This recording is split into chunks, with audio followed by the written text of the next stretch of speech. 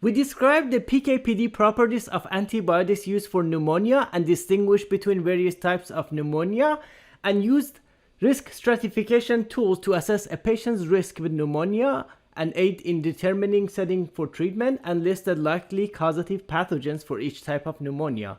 We also designed appropriate empiric therapy for a patient with community-acquired pneumonia. Now let's recommend an appropriate duration of therapy for community-acquired pneumonia.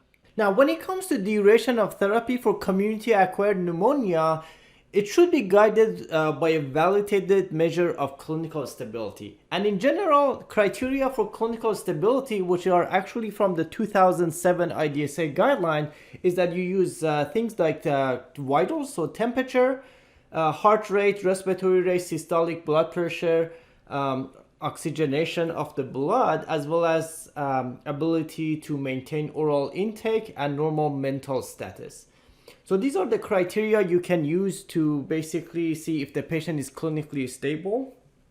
And then, depending on what's causing the pneumonia, so in general, pneumonia for the most part will be caused by common bacterial pathogens like Streptococcus pneumoniae. So you continue antibiotics until the patient achieves stability, but no less than 5 days. So if, let's say, after 3 days of antibiotics, the patient is clinically stable, you basically finish 5 days.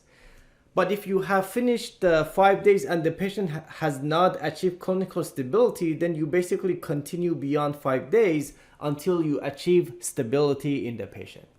Now, for Mrsa and Pseudomonas specifically, the guidelines recommend a total of 7 days. So even if the patient has improved by day 5, it's important to finish 7 days of therapy.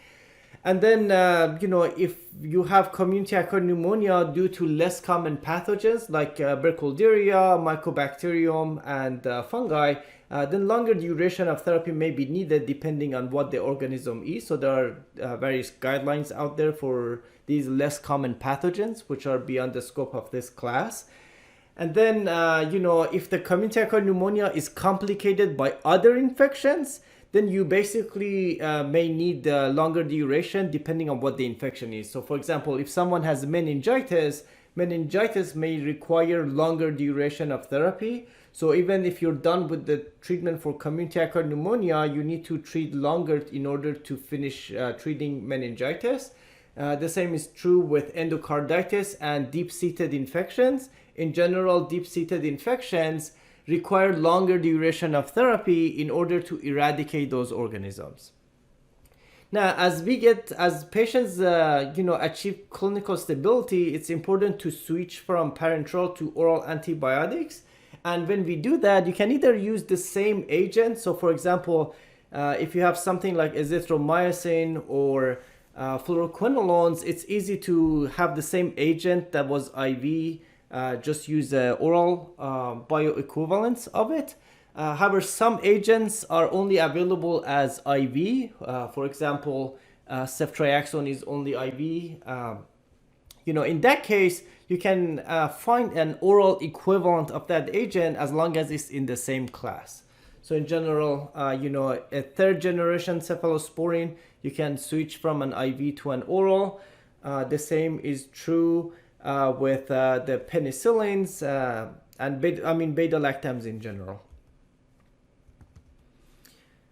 Now, sometimes you may see that the patients may fail to achieve clinical stability within 5 days, and this in fact is associated with higher mortality rate. Now, this failure can be due to different things, so it's important to assess the cause of clinical failure. Sometimes this could be due to emergence of resistance while on treatment, and other times it could be complications or another infection that might be going on simultaneously. One tool that we can use is serial procalcitonin in order to see when it's safe to discontinue antibiotics if the patient needs a longer duration. So once it goes beyond 5 to 7 days, we can actually get serial procalcitonin, and if the levels become low, then that's an indication that treatment has been long enough and it would be safe to discontinue. This concludes this presentation.